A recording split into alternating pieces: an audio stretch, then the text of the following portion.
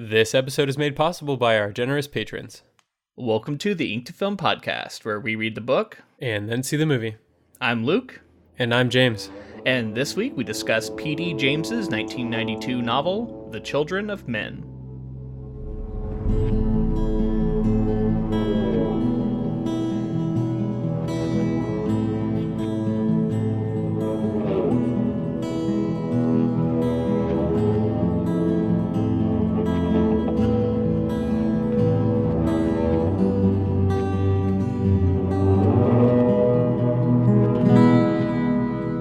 So I am back from 4th Street Fantasy, which was a convention in Minneapolis, Minnesota. And yeah, it's been a lot of fun reading this book. And by a lot of fun, I mean it's been horribly depressing. It's pretty bleak. It's definitely bleak, but I feel like it's super immersive too. I think that's probably part of why it's so bleak. Yes. I've had a weird experience with this book so far that I definitely want to get into. I'm curious to know how you've been experiencing it. We have both seen the movie. We should go ahead and say, so we kind of know certain things. However, right off the jump, I can say this novel seems very different from the movie. Yeah, it's still to be determined. I have no idea where the book is going to ultimately land, but it doesn't seem like it's going in the same direction. Yeah, well, even early on, it feels pretty different. Right. I don't remember a lot of the specifics of the movie, but these specifics feel different. So I'll be interested to rewatch it now and see all the stuff that may or may not be there. But yeah, so I just wanted to say welcome any new listeners who may have found one of my bookmarks at the convention, maybe, or checking this out or anywhere else. But because of that, I figured we might as well kind of describe the podcast a little bit. We haven't done that in a while. Basically, what we're going to be doing with this project is we're going to be reading and discussing this book over 2 episodes, which it lends itself nicely to, because there's actually a book 1 and book 2. Book 1 is called Omega, and I believe book 2 is called Alpha. And we can definitely, there's like a really nice delineation there between the two. So we figured we're going to cover it that way. We're going to discuss it at length. In this first episode especially, we're going to keep it as spoiler-free as possible for as long as possible, so that if you are like us and you've seen the film and you're just curious what this book is about, we can try and give you a taste of it, and you can make up your own mind whether or not you want to read it or maybe just check out our coverage of it. I'm wondering if you felt the same way that I did. I think what it is for me is it's this realistic depiction of what I could see happening if all people on Earth became infertile, or I guess specifically the men in this story, right? I think it's unknown whether or not, like, if it's just the sperm aren't working anymore or what. But it does seem that just all of humanity has lost its fertility. I mean, this speculative idea at the heart of this story is a really interesting one. And I think it leads itself down some like really interesting like philosophical pathways. And we see how society reacts to it. And for the most part, I agree that it is realistic. Although every now and then I'd find myself having some quibbles with some things. Mm-hmm. I thought maybe some liberties were being taken with describing how people were going to react. It's not to say it definitely wouldn't go a certain way, but it's like the author spoke with a lot of authority about how society reacted to certain things, and sometimes I found myself a little doubtful that it would go down that way. We can try and get into them in specifics as we come across them. Yeah, we definitely should, because that was some of the stuff that I really felt like taking leaps in order to create points, but I felt it was really strong because I don't know, a lot of it made a lot of sense in terms of how people would react to me, but we should jump more into that later. I think clearly there is a lot to talk about in a biblical sense, or like maybe like Christianity and like the parallels here, because I mean, there are a couple things that point to how people react just in a religious sense to there being no more babies and children. But even the naming of the books, Omega and Alpha, is very clearly related to religion in some way. Yeah. It's a very thoughtful book, and it at times felt a bit meandering to me, but it also, like you said, was immersive. And I think part of that is the prose. I think the prose is going to be a turning point for a lot of people when they pick up this book, because initially I was a bit turned off by it. I can appreciate sort of long meandering sentences, complex constructions, vibrant prose with really descriptive and long-winded discussions of nature or people's physical appearance, all that stuff. And I can get in on that as much as the next person, but I do have to be hooked by the story, and I have to be pulled along through it by a plot that I'm engaged in. And for my money, it took a little while to get going with that plot. And I think especially like the first 30 pages, I remember I kept putting the book down. Like, it was really hard to get invested in. I feel like another reason potentially is just coming in with the expectation of the movie, right? So I feel like the movie takes off really quickly, and having two things I want to say. I think that having Theo's, I mean, we build him up from the very, very ground up. Like, we learn everything about his character. We learn what makes him tick. And I think that's a lot of what takes some time for this to develop, because it really is mostly, I mean, this first half is really, I would say the first quarter of the book is just his inner monologue, it's a diary. So it's him reacting to the world around him and how things have led to what they have. But then he goes back to his childhood, and he goes back to all of these other things that are kind of just ancillary, that are leading us to understand him as a character going into the events of the novel. Yeah, it starts off as like a deep character study of this guy, and in some ways he is. I kind of laughed because of late there has come about a stereotype about literary fiction, and that it is all about professors who are sleeping with their students and having affairs, and like how they're sad sacks who are like, we should all pity them, and that's kind of the stereotype about literature, right? Like, they're all like that. Is it the idea of like cursed with knowledge, and like they're like so burdened by their existential crisis and stuff, or what is it? Yeah, that they're like sleeping with young students, I guess. I don't know. It's a stereotype for a reason, because I on one hand, it's like, I'm sure there are books out there like that, but on the other hand, it's like, it's not really fair. That's definitely, you can't paint all of literary fiction with that brushstroke. But there's a bit of that in this novel for sure.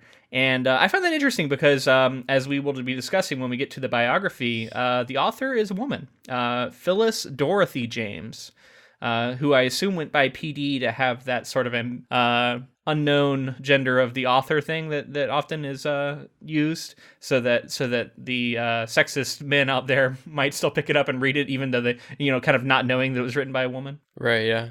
I think that's being done away with somewhat, right? Or what do you? Yeah, I guess you would know better than me. Honestly, I can't really speak to that. I that would be a question for publishers or agents, maybe, to really have a finger on the pulse of the publishing industry and whether or not that's going away. I feel like pen names in general are a little down, but honestly, I don't know. And yeah, as much as we want to think that's going away, I can say that it's still done, for sure. I mean, you look at J.K. Rowling, that was essentially the reason for doing it.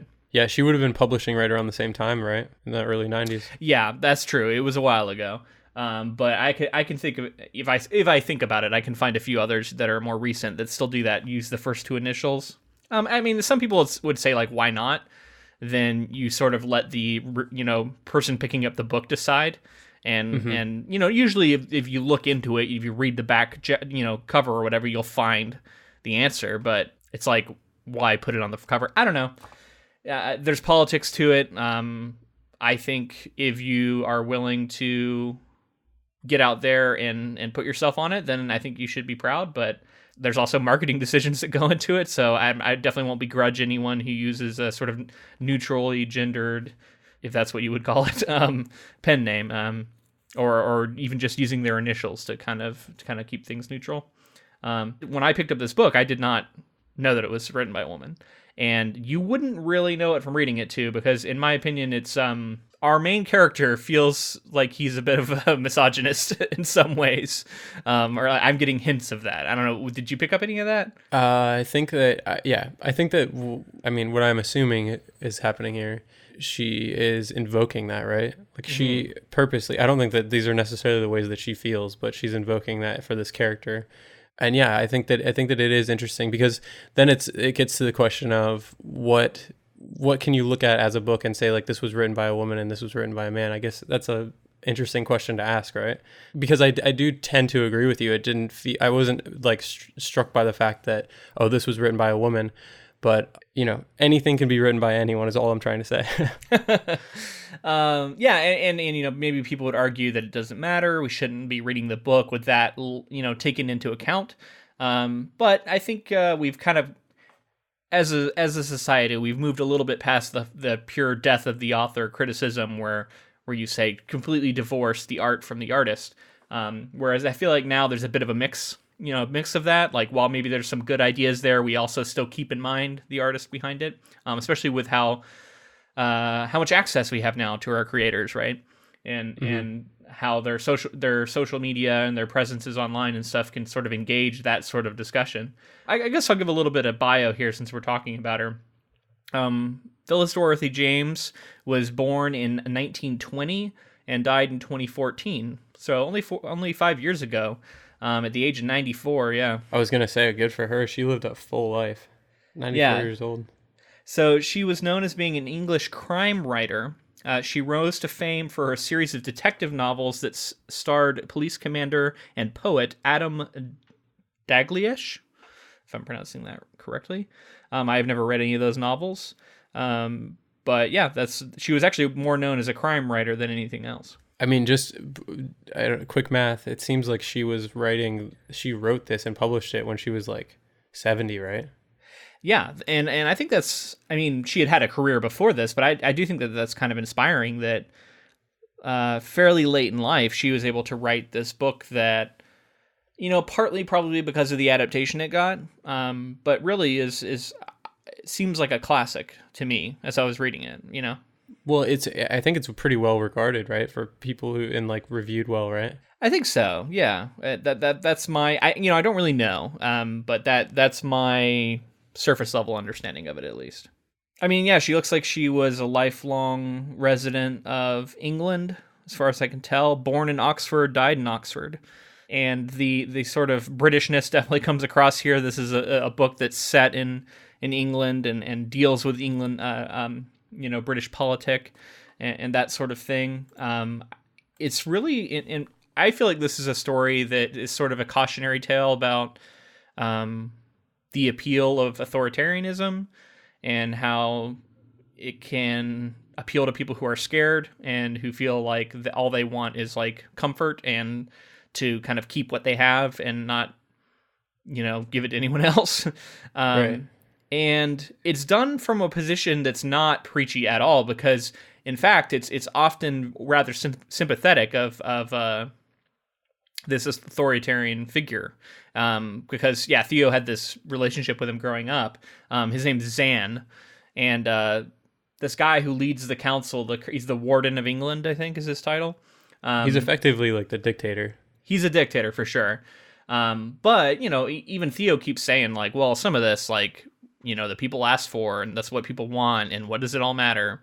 And I don't know. I mean, that's definitely a very interesting through line and definitely at the heart of this novel, because clearly this is going to be a very political novel. Yeah, I was finding myself really engaged with it because it did feel relevant right now.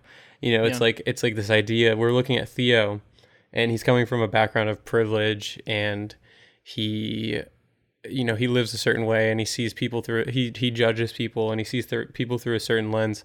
And then we really get to know his character as complacent. Like he isn't active in the community very much. He's a recluse in a way. He likes his own individualism. He likes to be alone. And then we start to see how when he's faced with what's actually going on, he realizes like things need to be taken into effect, and then he's still reluctant to do anything about it. But every single time an obstacle comes his way, he's reluctant about it, even after he sees some pretty awful stuff. So I just think that I don't know. I think that it's a good message for right now, because it's if you're complacent, you're letting these things happen. If you're not engaged with what's going on, or you're not paying attention, then people can start to abuse power. Yeah. Yeah, I can see that. To me, Theo is the prime example of this sort of societal ennui that is described in the book as a reaction to humanity no longer having a future. And I thought we could just like kind of talk about that as an idea, because I think it is a really fascinating one.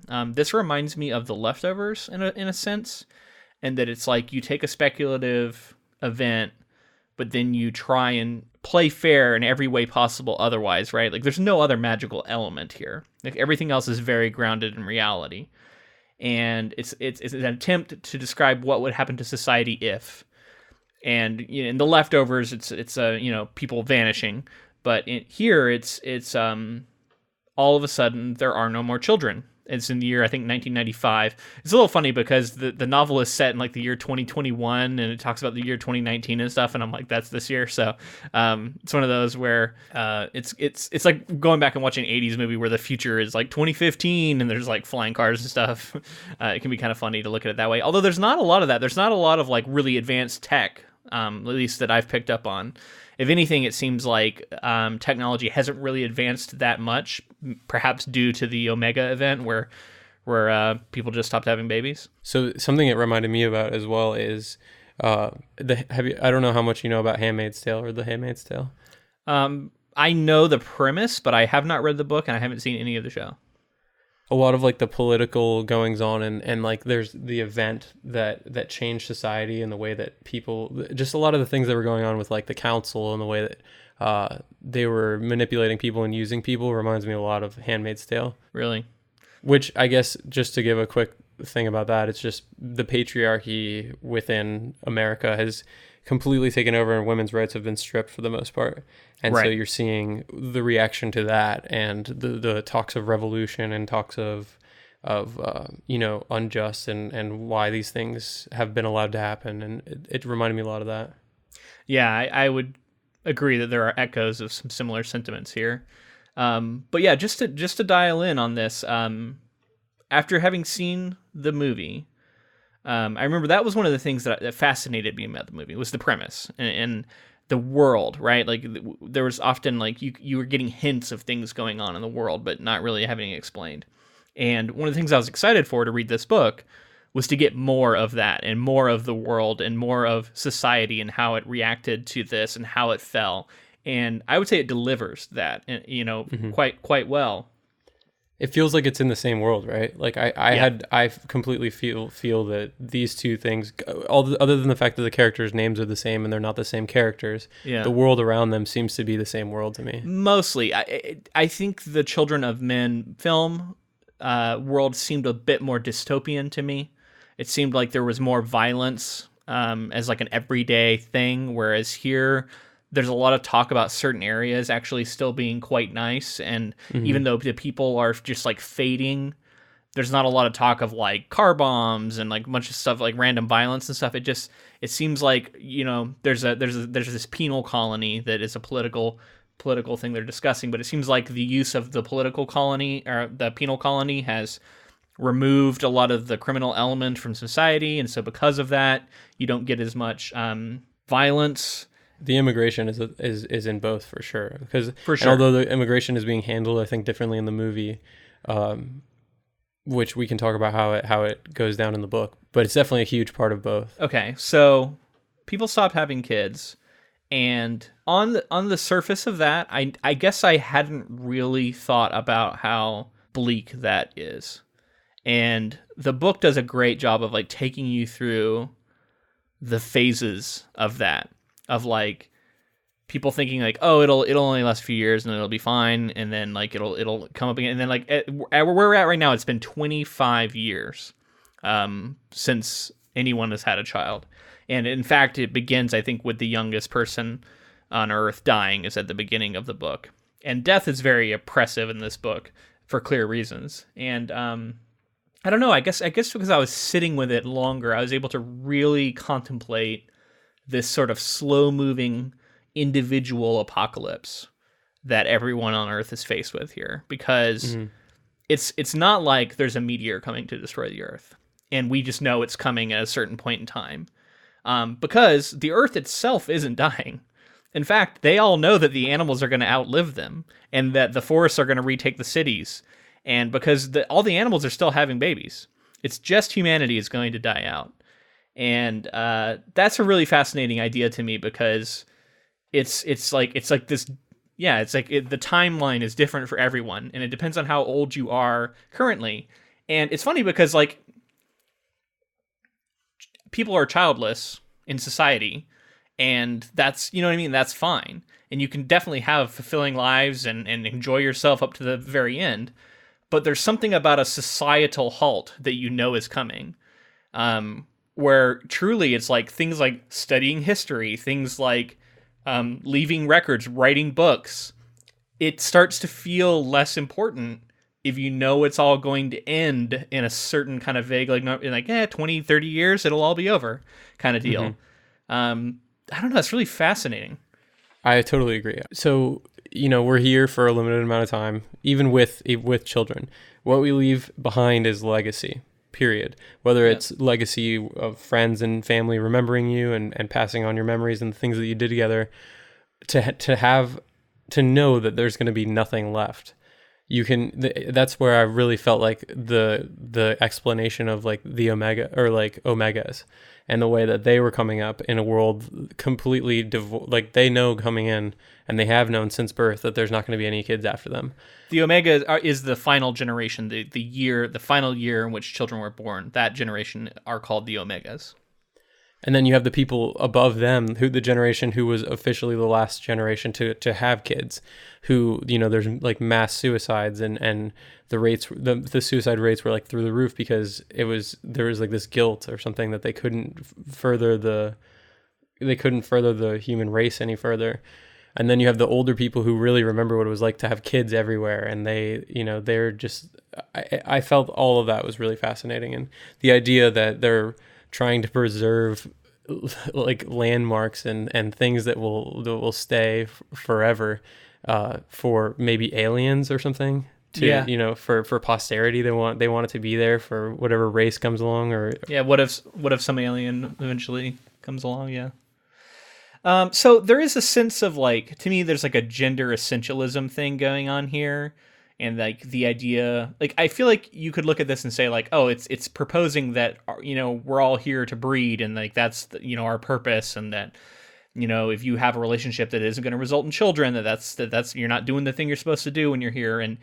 And I think that's a very surface level look at this. While I don't know what the actual author believes, I think this premise is still really fascinating beyond that. Because it's not about whether or not you have kids. It's about like when I got to the point where they started describing how, as the children aged out of schools and like playgrounds, that they just started paving them over, and like there are no more elementary schools. They shut them all down. Like there is no more sound of children playing anywhere other than on like movies and stuff, which people either watch because they're obsessed with it, or they can't stand to view it because it's too painful. And just the idea of like society as a whole losing all children is like, I just never really thought about it in that way. And it's funny because I'd seen the movie in which that had happened, but something about the book like slowed it down enough to where I was confronted with these ideas, and it was able to sort of elevate the notion even higher for me. Yeah, I think that background is a lot of what I'm going to take into the movie now, because that's the kind of stuff where it's the same in both. And the relationship, Theo kind of is thinking about what having no children does to a relationship, and what it does to the sex and sex drive, and what that I felt that was really realistic as well, because it's like, people are either going to be, because there's no children, people are going to be like sex fiends, or they're going to be depressed about the fact that they're having sex. There's like no reason behind it or something. And it felt like, to me, that was what the author was saying was, without the idea of children, even if you're not trying that time to have a child, the idea that sex brings about children, and with like, what I mean? There's like that baggage there if there's no children coming from this sex, and people like lose interest in it. And I found that to be really interesting. So that was one of my things I didn't agree with. It was very well argued. And she did a great job of laying out her thinking as to why this would occur. And this definitely added to the sense of like sort of like decay and overall ennui. Is like everybody's sort of like falling out of love with each other, and it's very dark, right? It's like there's no more love in the world. People aren't enjoying each other anymore in any way. Sexual relationships are, falling away. But I don't know if I agree that that's how things would really go. There's a glaring lack of like humanism in this book so far, and I wonder if we're heading that direction. I don't know, but there's not a lot of people. I don't know. I guess there's one religious figure who sort of has sort of a humanist, although it's bound up in religion in kind of an odd way, in a way that I think it makes it not work. But there's this religious figure that gets discussed at one point who is all about like having love for each other and like and enjoying the time you have left, right? But then it's also about like how everyone's going to have a mansion when they're in heaven and all this stuff too. So I think that's where it gets kind of loses its way, because to me this calls for an appreciation of like enjoying your time on Earth and having that be enough. And if people could move towards that, there's nothing stopping anyone from enjoying their lives as much as they would otherwise. Sure, you can be depressed about the future to come, but I don't know. I feel like a lot of the, there's a lot of talk about like this, this professor who really enjoys his wine and, like how he wants to go out, drinking his claret or whatever. I don't know how to pronounce that. And just sort of enjoying sort of creature comforts. And I think you would have a lot more of that, honestly. It feels to me like there'd be a lot of sex. If you look at like retirement communities, people who are not going to have children at this point, and perhaps their significant other died. There's lots of fucking going on in like Naples, Florida, right. Or wherever else, where these like a lot of like older communities, and because people like enjoy it, it's fun. They want to feel a spark of romance before they go. And to me, that's very human, and we're seeing that play out. And the idea that wouldn't be going on here, maybe even to a more extreme, I don't know if I believe it. I don't know if I buy it. Right. Yeah, I mean, I'm on the fence about it now after you've explained that side of it. But I think for me, what I got from it was what I was talking about, is just that people are so burdened by the fact that everything has changed because there's no children, and so like bringing the baggage into even sex, I think is an interesting way to look at it. Well, what about same-sex relationships, right? Like that's never had the promise of children to come from it. Yeah. Yeah, no, that's true. And I feel like that's something that honestly is only briefly addressed in the book. And I wish there had maybe been a little bit more, exploration of that. But I think honestly, it kind of pokes holes in the sort of premise that they're trying to put forward. And I don't know. I kept thinking like, what is the LGBTQ community going to think of this at all? Like, for the most part, it's not going to have... it'll have an effect, obviously, because, obviously still have children in that community. But, I don't know, the idea that sex is so, like, intrinsically linked to having children, I just don't know if I could fully buy that part of it, if I'm making sense. Right. No, yeah, I get you, and you've kind of swayed me to I understand what you're saying now. Yeah, I think that you're right. I think that what it comes down to is just the point that she was trying to make, and maybe it doesn't completely work, but yeah, I felt like I understood where she was trying to get at for sure. I guess if it had been approached from different ways, like I think the idea that humanity is essentially all suffering from depression, and how people who are depressed have less sex, like I'd buy that. You know what I mean? And maybe that is what she's trying to say, kind of, but just some of the ways it was laid out just didn't quite line up for me. But that was one of my biggest quibbles, I guess, with it. But it wasn't like I was completely convinced. You know what I mean? Because obviously, like, this is an unknowable situation. Like, what would actually happen? It's very hard to know. But you are also getting into like really sensitive issues when you start talking about this stuff, right?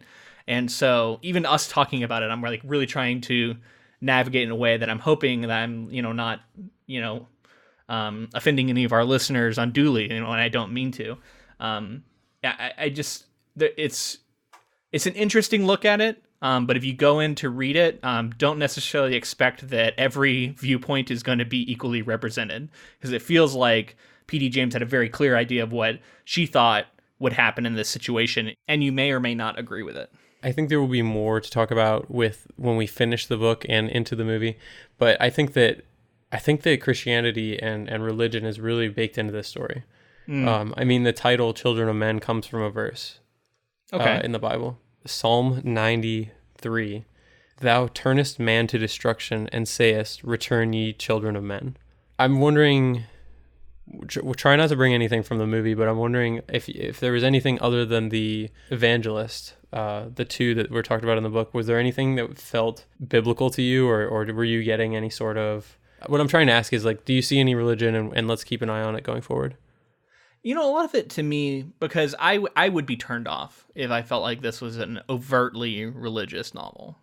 So I'm not saying that it's necessarily religious. I'm just saying that there's parallels and allegory being drawn. No, I agree. And what I'm trying to say is that for the most part, I feel like it's playing fair. Like it's giving some sort of like, oh, maybe it could be this, maybe this has a meaning, but also nobody knows, and it doesn't help us, you know. And we see you know, like the driver later, and certain people being pretty anti-religion, honestly, and angry with God if he exists and that sort of thing.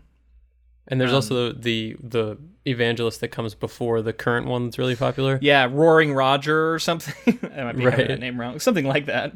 Exactly, yeah. And he was saying that they were, you know, the world was being punished because of all the sin. Which that I absolutely buy would become, like, that would be all the rage. Absolutely. Right. Yeah. But like, apparently, like, he fell out of favor and stopped being popular because it was so depressing for everyone, because people just refused to kind of subscribe to that. I think also he was, in a sort of televangelist sort of way, he was selling the idea of, like, if people just repent and change their ways, that God will forgive humanity and children will be born again, right? Mm-hmm. And the longer that it went on with that wasn't happening, I think it was more and more people started to drift away from it, like, well, this guy isn't right because it's not happening, or like, what's the point if it's not going to ever happen? And it was also clear that he was sort of enriching himself through this, and maybe that came to light. I don't know. Yeah, I mean, that's all fascinating to me. I was really into so whenever Theo would go through the countryside and like be like looking out the window, he would always see these little things, these little vignettes, you know, these little, you know, he'd see a bridge where the ducks came over expectantly because they remembered when children once threw them food, and like there's all these like really clever details. He sees an abandoned, I think when he's at the beach one point, he sees like an abandoned shovel and pail under the floorboards of this like beach area, and I just wanted to give credit where credit's due. Like, a lot of this writing is very beautiful. It is complex. They are often long, meandering sentences that you can get frustrated going, like, where is this going? But it's great. And like, once you buy into, like, that's how the description is going to go, it can be really beautiful. I also noticed that every character is described really, really well, but like a lot. Like, we get, like, every time a new character is introduced, no matter how like important they might be, it feels like we're going to get half a page of just like really evocative description of this person, to where you feel like you really see them. And I was sort of in awe of like how well P.D. James is able to do this. And honestly, I found myself marking sections going like, ooh, remember this, because in writing like this, it's very powerful and it's very useful to be able to evoke characters so clearly. And there's a lot of that in here. Yeah, specifically like the introduction of the 5 fishes was every single one of those characters. That was a couple of pages of description in order for us to be introduced to them. Yeah, or the council. Right, the council he meets with later, like every single one of them. But everybody, like even when he meets that one professor, Jasper, thank you. Like, there's like a several paragraph description of him and how he like is this classic pose, and he walks like he's always walking into a gale, and he's got this chin that's like cutting the wind, and I don't know, like his just everything, like all of his clothing, it just really is described well, and shout out to that. It's cool. We're getting pretty far along in the episode now. I think it's probably about time to actually do some summary, get into some light spoilers. I mean, it's only spoilers for the first half of the book. We haven't read beyond the first half, so obviously we're not going to be spoiling anything that happens after that. But I want to be able to dial into some of the more specifics of these scenes. So if you're ready, man, I think we better get into some summary here. Yeah, let's jump in. Okay, so the narrative voice for the novel alternates between third person and first person, the latter in the form of a diary kept by Dr. Theodore, aka Theo Faron, who is an Oxford Don, which I thought was actually a really cool device. The idea of like having this epistolary-ish style of like, I'm writing a diary entry, and then in the next chapter, it would zoom out into that third person close viewpoint, and I actually thought it was very effective. Pretty cool. Especially in terms of describing and introducing an audience to the world. It feels very believable rather than it just like us being told. It's somebody's perspective on it. It's not just like, it's not omniscient, and it's not just saying this is how it is. This is this specific character's outlook on this bleak world. And whenever you get that first person direct, like character who's writing the thing you are reading, it really brings you close to a situation. I think that's one of the powers of that form. And it really draws me into this world and makes it feel real. So very effective. So the novel opens with the first entry in Theo's diary. It is the year 2021, but the novel's events have their origin in 1995, which is referred to as Year Omega.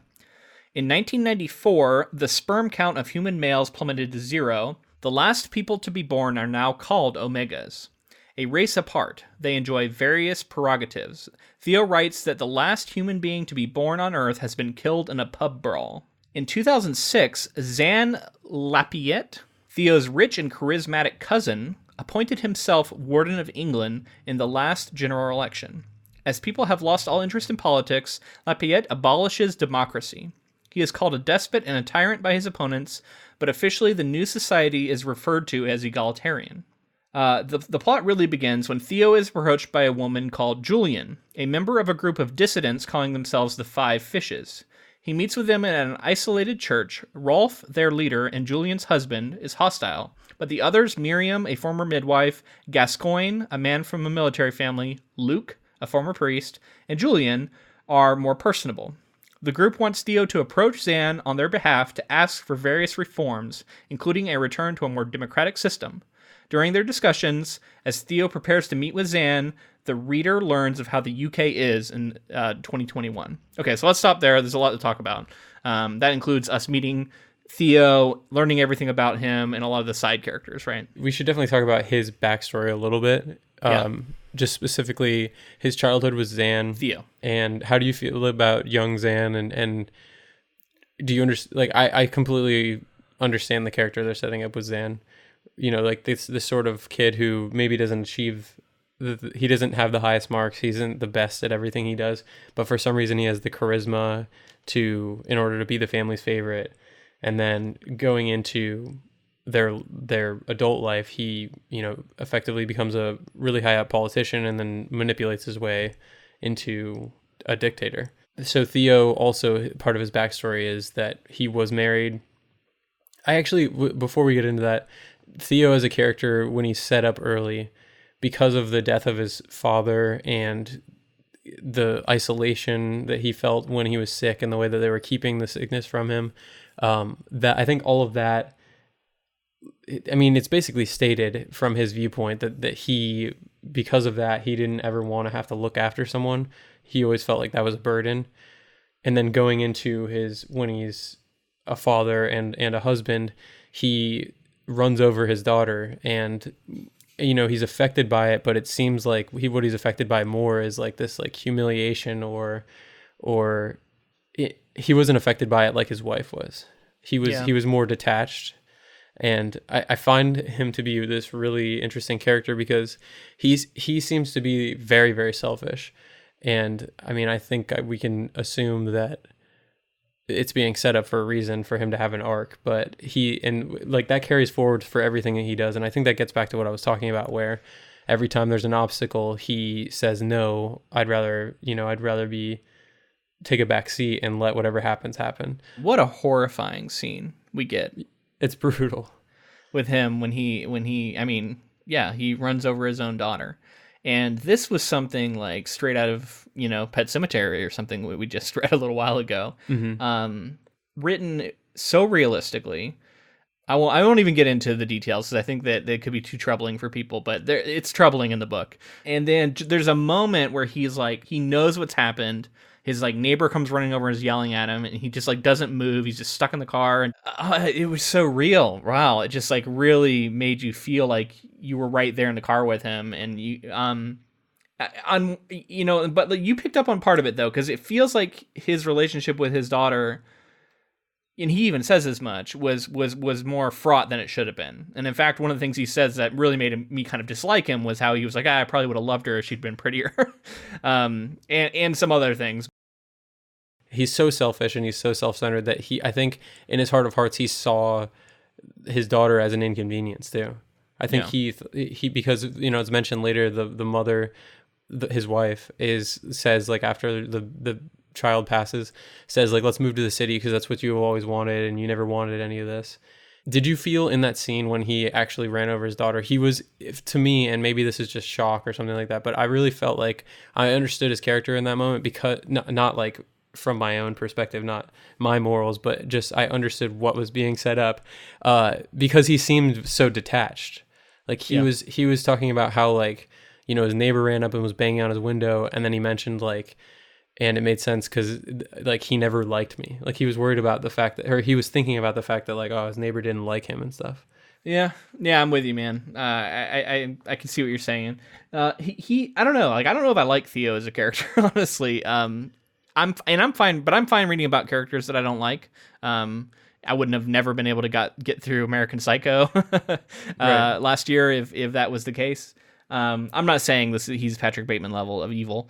It's more just that like he's kind of shitty. He's kind of ignorant. He seems kind of sexist, honestly. But he's a historian. He's a clever guy. He seems to genuinely want society to have its final years be good ones, and he's wrestling with like, do I or don't I put myself at risk in order to try and engage with the greater good, right? And that's sort of the question of joining these dissidents.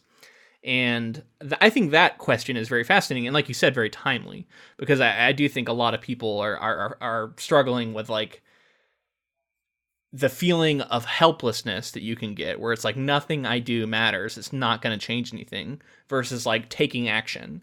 And even in the face of that helplessness of like knowing that even if I take action, it might not do anything. Is it still worth trying? And I think that in the first half of this book, at least, that a lot is like the question being asked, I think. Right. And I think that it gets back to his selfishness too, because it's being set up early, and then he is confronted with, will you help us? Basically, will you go talk to this person who you're close with? And he says that like after he meets with the five fishes, he like regrets. He's like, I wish I had never met with them, because all of this stuff is just inconvenient for him.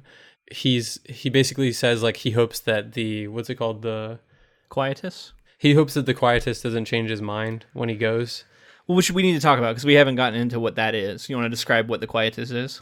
So the idea behind the Quietus, I'll do it from both perspectives. From the perspective of the government is, older people were committing suicide, and it was a mess, and it wasn't always done properly, and basically like people were getting injured and not killing themselves completely, and it was becoming a problem for the government. So they basically invented this thing where a bunch of old people can together peacefully commit mass suicide.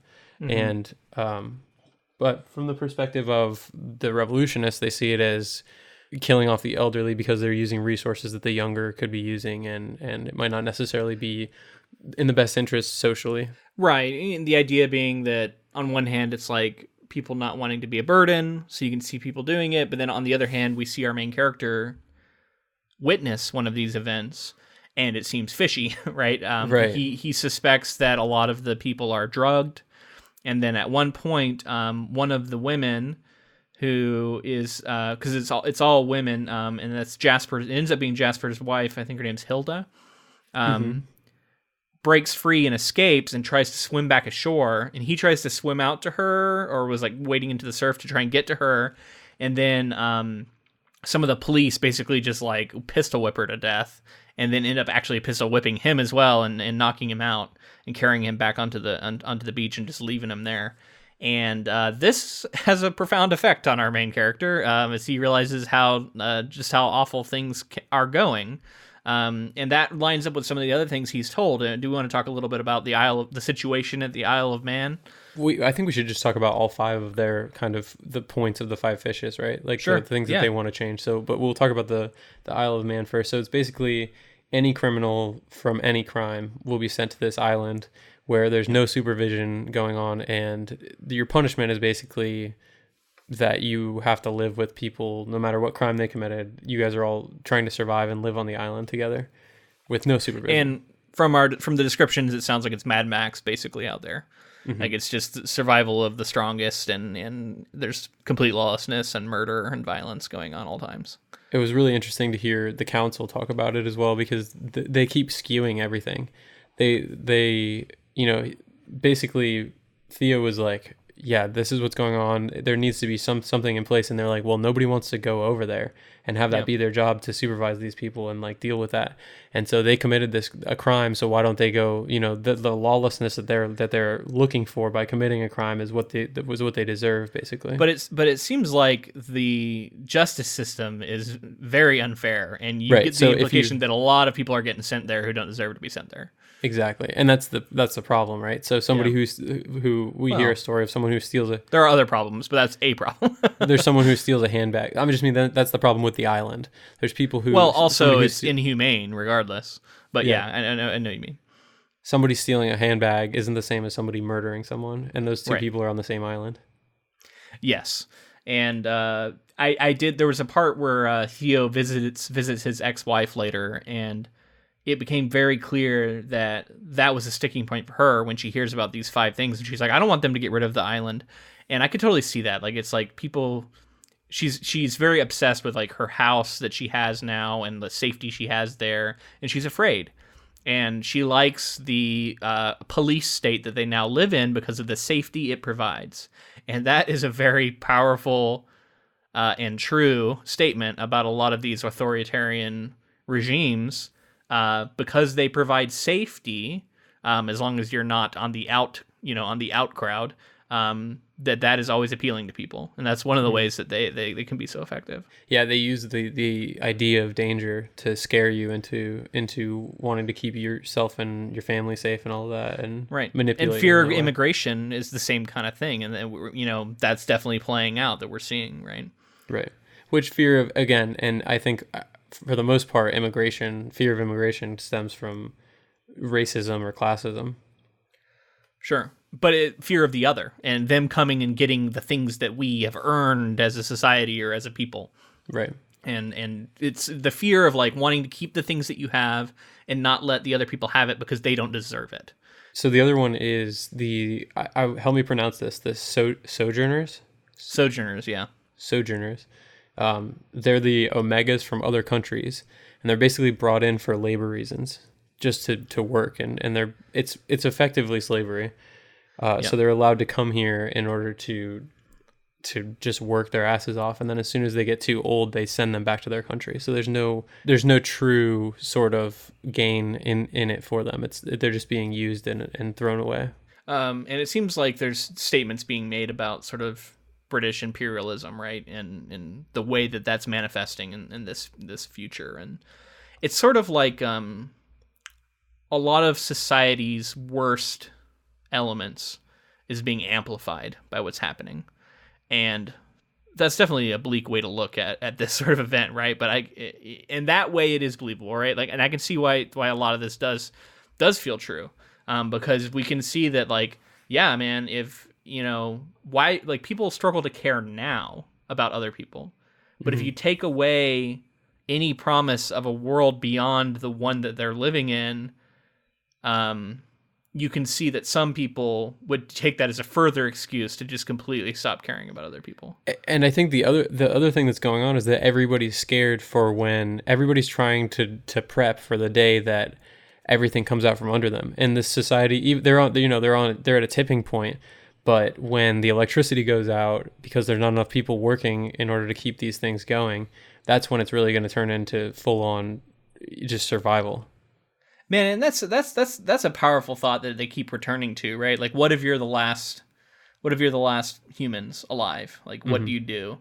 And there's a part where he's talking to Zan when Theo actually talks to Zan, and they talk about how they would. I think Zan says like they walk out to a bridge and like have wine and then shoot themselves essentially, and like maybe they like quote some Shakespeare or something, or have like a list of humans that they quote or something. And that was a callback to when they were kids. They were drinking and shooting off pistols, and they were saying, basically praising some people who were like Civil War heroes. Yeah. During whatever Civil War happened. Yeah. So I don't know. I mean, that's dark. But the idea of it is just, it's like something out of the Twilight Zone, right? Like, it's so wild to think of. And it's an image that the book returns to repeatedly. Like, he at one point he's in a museum talking to this like elderly, I guess he's a guard, or he's, someone who's overseeing the museum, and he thinks about how, like, what if people just stopped coming and he died at his desk and then he's just entombed in here for like all of eternity. His body's slowly mummifying and all this stuff. Like, it's a dark book, and it's an image you keep returning to. And then the idea of the animals, it's like, we have to keep them at bay now because it's like you'll get it all eventually, And I also found it really fascinating, the idea that like people having pets, having like christenings for them, literally like baptizing them and truly treating them like children. Like, there's cats that have been like pampered from the day they were born, and well, also the dolls, right? And then the dolls, people have these dolls that I could totally see like that they mother and treat like they're real children. And I don't know, it's definitely disturbing and makes you think. And that's I think my favorite part of this book is that even when I didn't agree with the authors sort of like where they came down on like how humans are going to react, and obviously this is also set in a country that I don't live in, so maybe that's part of it too. But when I disagreed, I liked going down those paths of thought and trying to imagine and trying to think like, what do I think would happen? And in that sense, it was really interesting. Yeah, I think that it really makes you think about how fragile everything is. You know what I mean? Society is propped up by us believing that there's a future and us believing that these are the right things to do, and it's also if a couple variables change, the entire world's going to shift, and it's going to be survival. We're comfortable now, but survival will be the first thing on our minds if a couple things change. So it's really interesting to see the cascading effect. Even like there's really no other story that's truly like this, because even in like an apocalyptic scenario, the survivors are trying to create a new world to go forward in, right? That tends to be the case. This is like that. It's completely hopeless, and it's like it's just looming. Like we're all just going to slowly die out and be gone. God, just really interesting and very dark. As I've said several times. I'm going to read the last bit of the summary here, and then we can kind of react to the end of this part.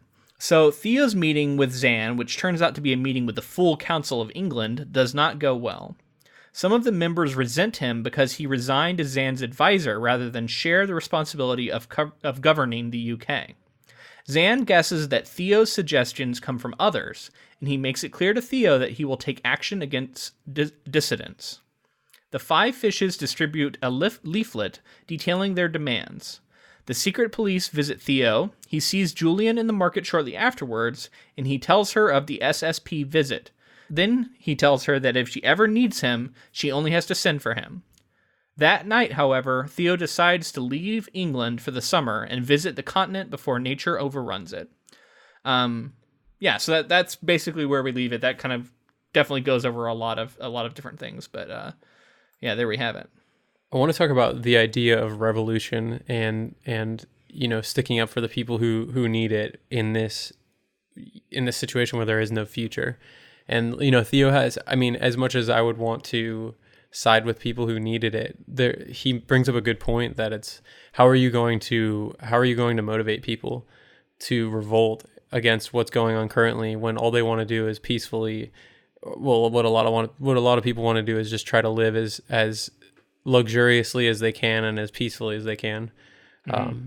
And trying to, spreading these pamphlets and everything, trying to get everybody worked up. I'm really interested to see like if society will react to them at all. Clearly the government is not okay with them being they're reacting and they're trying to shut that down. But I wonder if we will see some people start to stand up with the five fishes. Well, and I like the idea that all it takes is a small spark, and that ideas are powerful. Because clearly the five fishes don't have a lot of power, and that's something Theo repeatedly points out. They don't have a lot of capital behind them. They don't have a lot of numbers behind them.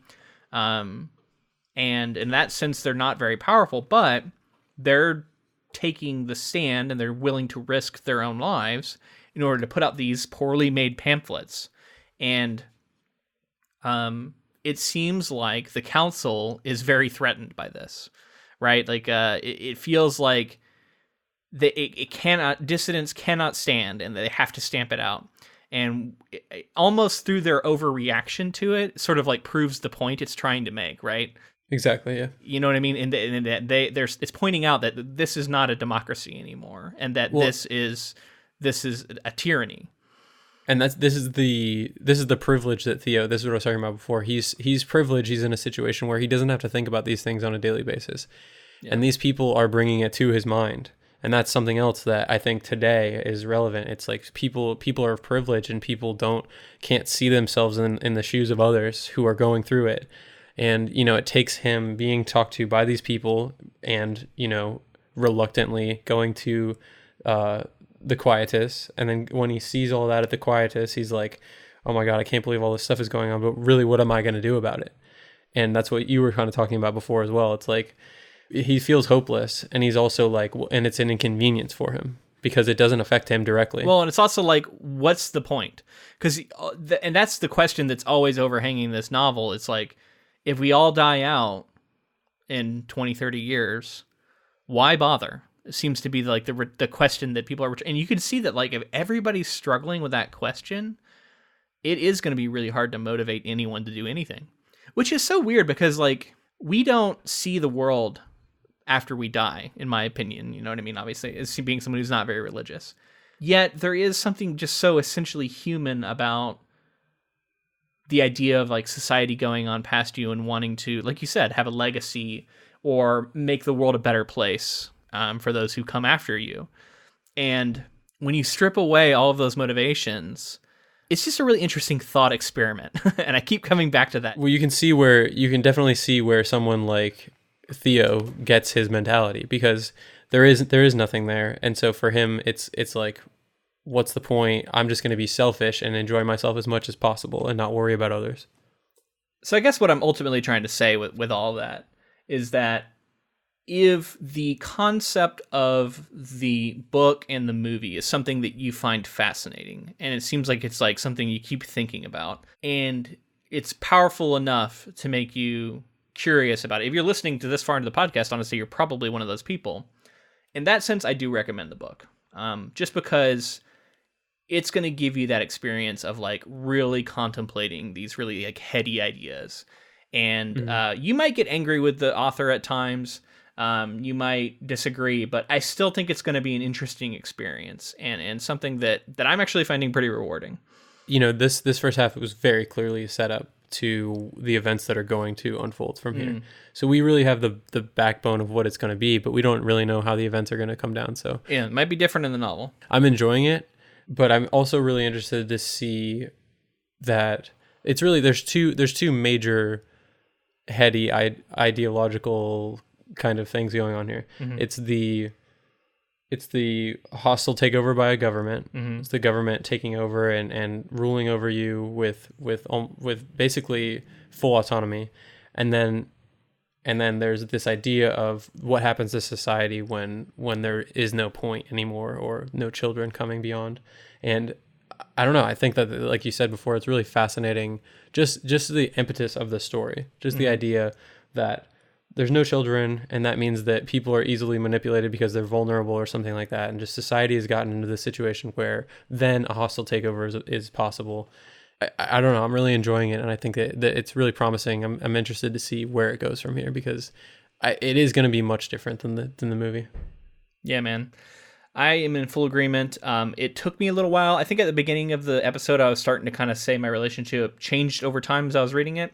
After I got past that about 30 pages and the plot kind of picked up, And I kind of got used to the prose. There was an acclimation period.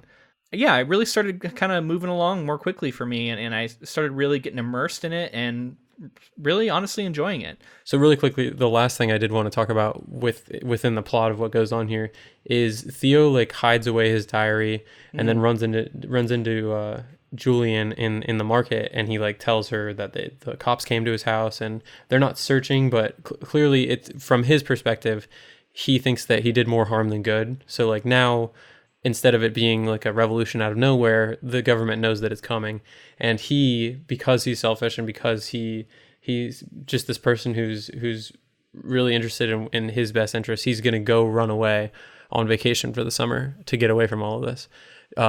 Do you think that he's going to get interrupted on his vacation? Do you think that the summer is going to go by and he's going to come back, or do you think because I just don't think that there's really a way for him to not be involved at this point, because Zan knows that the people, he spoke for the 5 fishes, and now the 5 fishes are coming out, so clearly Theo knows them, and Zan's going to pursue him. I think I could see some time passing. I could see him going out and taking some time, and we can see things progressing in society that he would return to.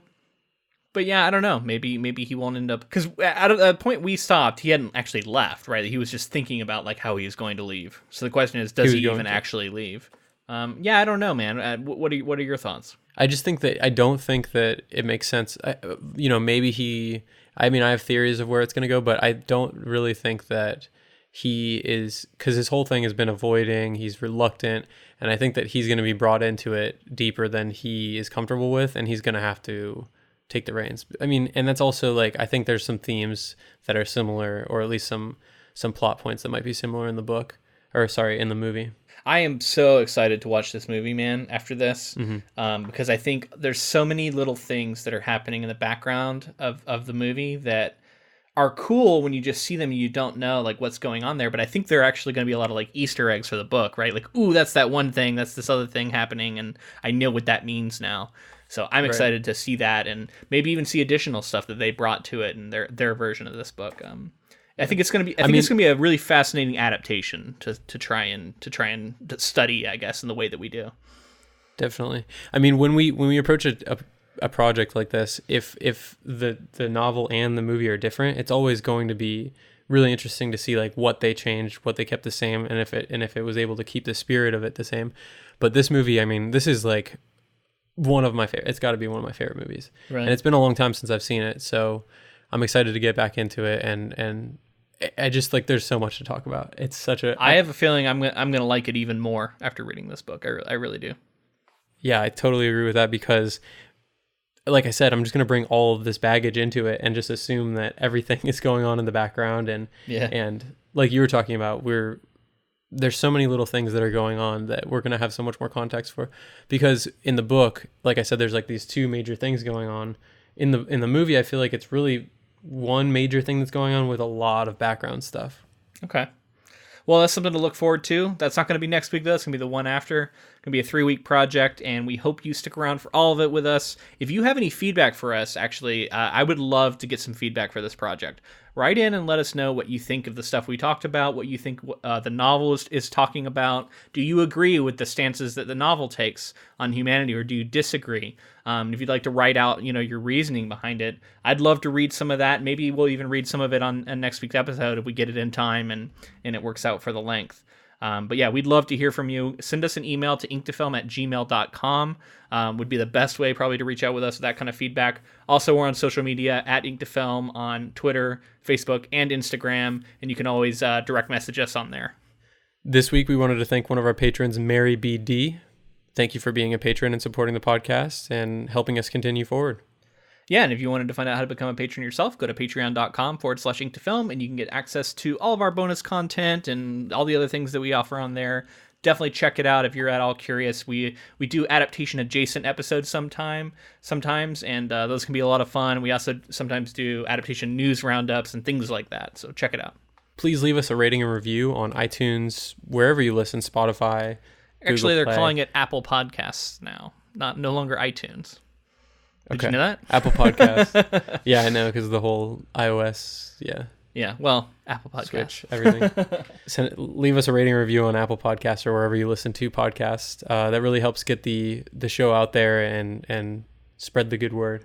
And we wanted to thank Jennifer Delazana for providing our transcripts. And thank you to Ross Bugden for the use of our intro and outro music. All right, that's going to be it for this week. We'll see you next week. Until next time. Thanks for listening.